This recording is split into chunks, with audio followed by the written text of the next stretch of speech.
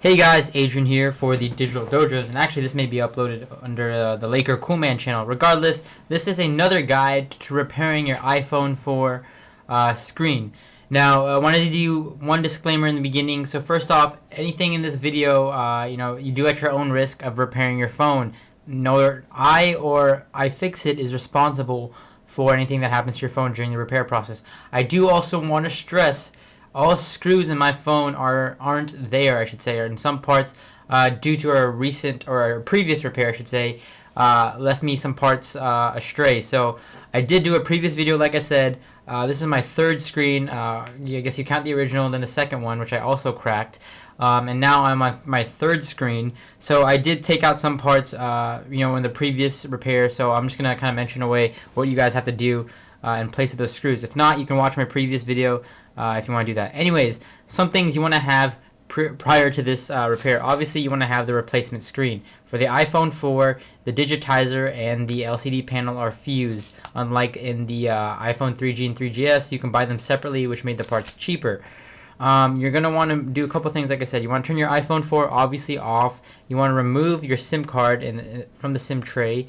So you want to use your SIM remover tool and or anything like a bobby pin or something. I have a screwdriver set here provided me by iFixit, and I also want to thank iFixit as well because they sent the screen and the battery. If you haven't seen the battery replacement video, I'll have an annotation to that. I also have some previous parts from other repairs, like some Phillips head screwdrivers and some you can call them cable spudgers or case opener tools, whatever you want to call them. So my phone is turned off. I'm going to go ahead and remove it from the case. You can see that shatter up there in the top left. I've had it for quite a while now.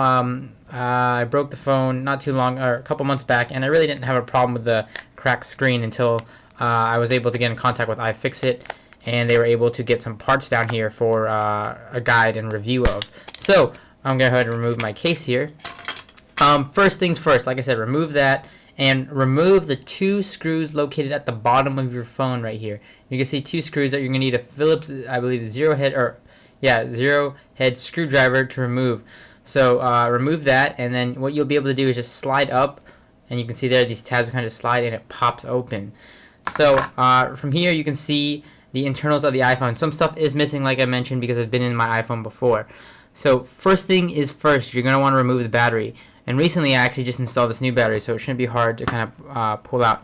So what I'm going to do here is I'm going to go ahead and get my screwdriver set up here. And you'll probably get some cutting and jumping around this video just because it is a time. You want to spend your time on it, and you want to have a good setup when you're doing this. You probably want to have something like an ice cube tray or some sort of container. That way you can keep your screws just in case they go missing, because these screws are very, very, very fragile and very small, so you don't want to lose them. And this screwdriver head does not want to come out of its. There you go. Little case here. All right. So with that, I'm going to go ahead. First thing you want to do, you want to remove right there this screw which holds this little connector here for the battery. So once you remove that, you'll be able to access the battery and remove that. And that's probably the first thing you want to remove. All right. So once the screw is loose here, you want to just set it aside. And again, a lot of these screws are very tiny, and you probably kind of want to, there's some sites you can print them out. I'm going to leave links to iFixit's guides and their full video as well. There's sites where you can print out the layout and kind of tape your screws so you know which screw goes where. Now for this, you can either use a cable spudger tool like this, or you can use a flathead screwdriver. You just want to pry up towards this way because the cable will actually open this way. So I'm going to show you what I mean by that. Once the cable opens, you can see it opens that way. So once that's open, you can take your cable spudger tool or a flat screwdriver, and you want to go around your battery because the edges of the battery have adhesive under it. In this case, mine's just going to pop right out because I just freshly installed this battery, so there's no adhesive stuck to the bottom because this is a new battery. But you can see right here, this is where the old adhesive went for the old battery, and that's going to give you a little bit of a trouble when you're opening it for the first time if you've never opened your iPhone before. Alright, a couple of other screws you want to get out of the way when you start. You want to get out of this, rid of this screw right here, and there's going to be a screw right here that you want to take out so that you can lift some of the connections connecting to the motherboard, etc. So in this case, I already have this screw disconnected, and this is kind of a long cable. Down here in the speaker, you also have this little diode right here. This one you want to use something like a flathead screwdriver to kind of just pop the diode. Getting the diode out is simple, but putting it back in is more of a the pane. Now you're also going to have a screw in the bottom right here, which I already removed. Just kind of speed this up, and what you're going to do is just wiggle it out. You can see it wiggles under this cable, so just wiggle the speaker out and it should just pop right out of place. And this is your actual speaker unit, so you can pull that out. This cable will stay in its place, just kind of leave it there. Now continuing on, you want to get this screw right here out, which will reveal, I believe, the motherboard. So let's get that out here. So what I'm going to do here, start unscrewing that. I'm probably using the wrong one. I'm trying to use this screwdriver. The flathead will probably work better. There you go. So this screw is going to be a little bit longer. And again, you kind of want to just know where your screws go, and don't forget, if you have to label them, label them. If you have to use them or stick them in certain places, do that. Alright. And with that, you will now be able to, if you go up here, then you can see the motherboard's already able to kind of lift up. But you want to be aware that some of it is kind of, you can see this little part right here where it may be tucked under, so you just want to be careful there. And you can also see there's going to be a screw down here in the bottom corner tucked under this cable where you're also going to want to remove. That way it frees up the motherboard, so don't just go lifting the motherboard. Before you lift the motherboard, you want to disconnect all these cables up here. Very, very simple cables, nothing too crazy. Really just most of them are just kind of lift up and they just kind of come out. Most of these are connectors for the internal camera and external camera. So I should say a back camera. So these three cables right here can just come out and anywhere, it doesn't really matter. The camera, this cable right here reveals the camera, so you can just pop this out, and what will happen is your camera will just lift out of place literally. So this is the actual iPhone 4 camera unit right here along with the light. Now for this cable, you want to be careful. These are the display cables. So first off, you want to lift up this cable first, and you probably want to use a screwdriver tool for this. That way, because it's on top of overlapping the other cable. So you want to lift that cable up and then lift this cable up. This will allow you to free the motherboard. So now we can take the whole motherboard out. If you just kind of wiggle this at an angle, you kind of want to make sure you have, again, you want to make sure you have all screws out in the top and all the cables disconnected. And with that, you can just slide the motherboard out. This is the actual iPhone 4's motherboard, if you were interested in that. Okay, I'm going to go ahead and set all this stuff aside here so it doesn't get in the shot. Kind of want to have all these parts laying around up here. Alright, so continuing on with the actual iPhone 4. Now we have most of the internals out here, and we have most of the cables up here disconnected. You're going to want to go ahead and remove the two screws that hold the vibration motor in place. And I actually only have one more screw holding that out. And I'm going to show you guys how to do that. Just simply unscrew it. And once it is unscrewed here, okay, it's not fully unscrewed, it will just slide out of place. You can lift the whole motor up. And again, the screws are very, very tiny, so you want to kind of keep those together or next to each other at least.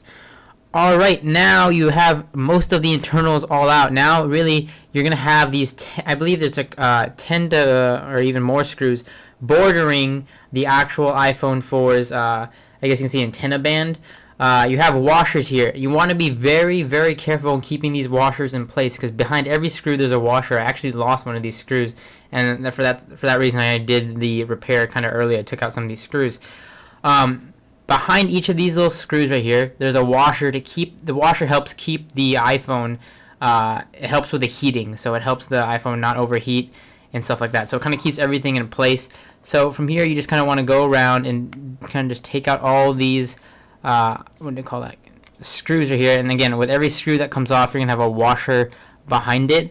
So you can see here the screw came off, and under that I have, or you can see there stuck to the adhesive, a washer. So with that, I'm gonna go ahead and use. If you have a magnetic screwdriver, that's kind of gonna help. So you just want to keep those together. So just go around all these screws here and make sure to take out every washer. There's ones in the corners, or screws. There's ones in the corners are kind of trickier to get to. So you just want to kind of angle your screwdriver and get those out. Again, on the opposite side you also. Alright, so once you have everything removed there, your corner pieces are truly going to be the hardest parts to get out. So you do really want to take this step very, very carefully. Take your time, because as the first time when I did this, and my first time I was repairing, it was kind of a pain, and I did kind of lose some of the washers and the screws. So once you do that, so you can see there the screw fell out also.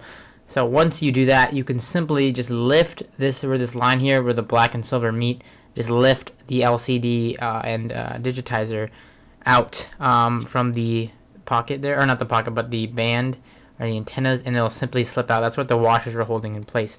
So again, I'm just gonna kind of pull this up here, and now you kind of want to be careful as you do this because the cables are actually going to route with it, so you kind of just want to route them through this little hole here. Now I guess you don't want to break the cables obviously, but if the screen's already broken it won't really matter. So here is the old digitizer and LCD. I'm actually going to keep this because it does still work even though it's cracked. So you can see it here. I'm going to go ahead and move that to the side. Now installing the new one. It looks simple, but it is kind of hard. So I like to keep the screen protector on just in case. You probably want to remove the screen protector on the back because you won't be able to remove that again.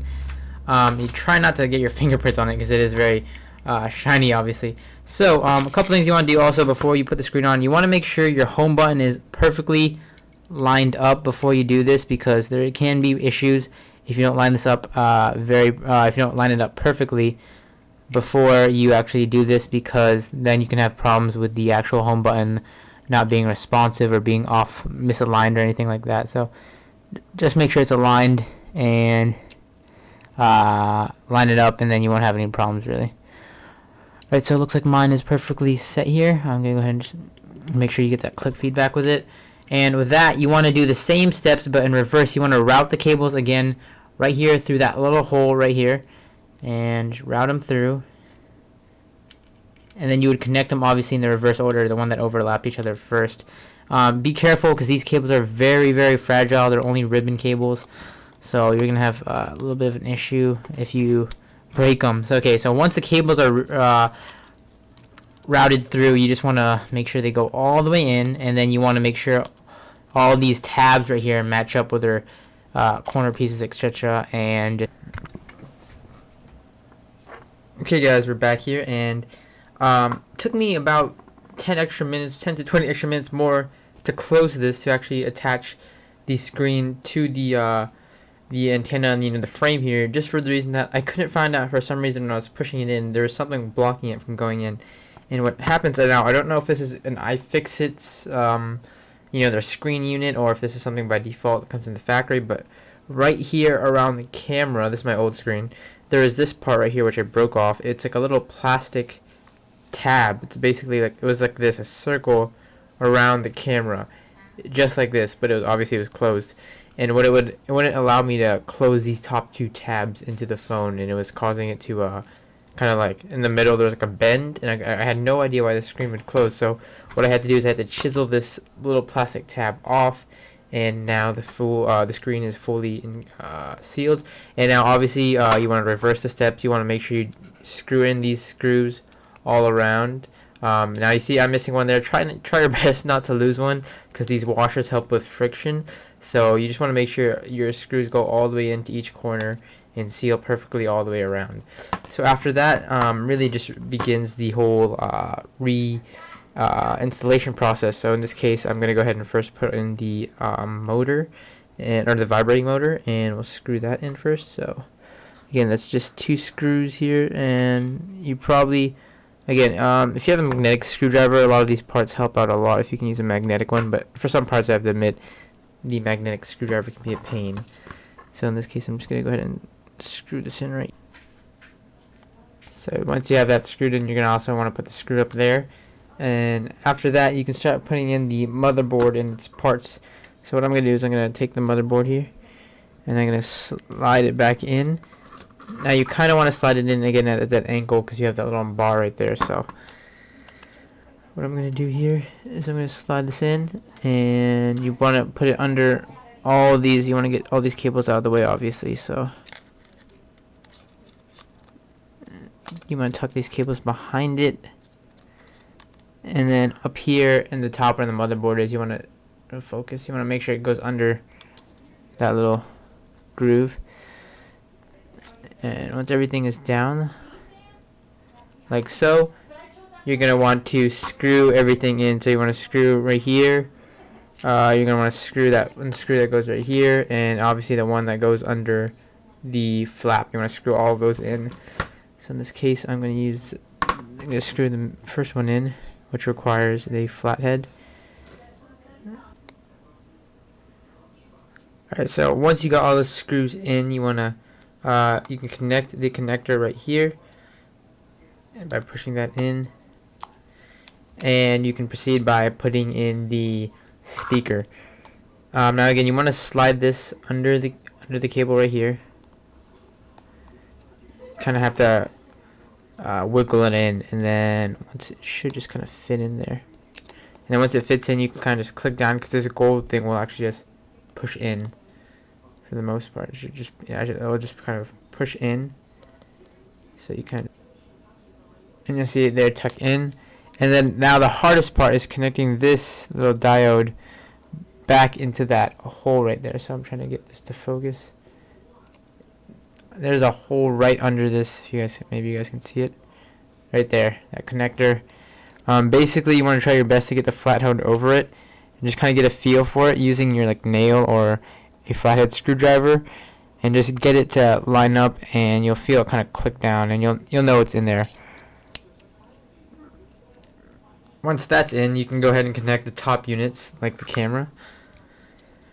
So the camera is pretty easy back to self-install. You just kind of push it in down there and push down on the connector or connector ports, and obviously you want to do this one first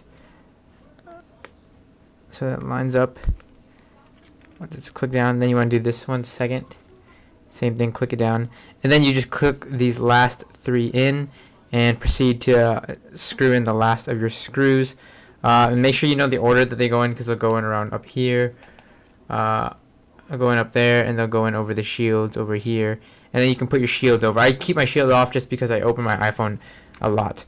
Alright, and my last but not least, you want to take the battery and slide it back in, push down on the connector. And if you didn't see my battery installation video, I showed a little bit of how to kind of tuck the cable in if you're using a new battery. And with that, I want to install my last screw here, so just line it up on the connector. Once you screw that all the way in, everything should be about good, except for that little part sticking up right there. Your cables, double check that they're all fastly secured, and you want to then take your back plate, obviously, slide it back down, insert your two screws on the bottom if you have those, and let me just push that down. Insert your two screws in the bottom, and then you're going to want to put your SIM card back in, obviously, if you took that out. So, hang on, my thing doesn't want to line up here.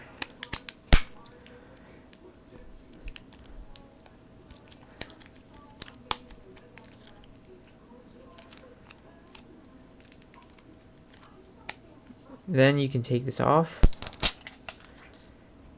and we should be able to turn it on now.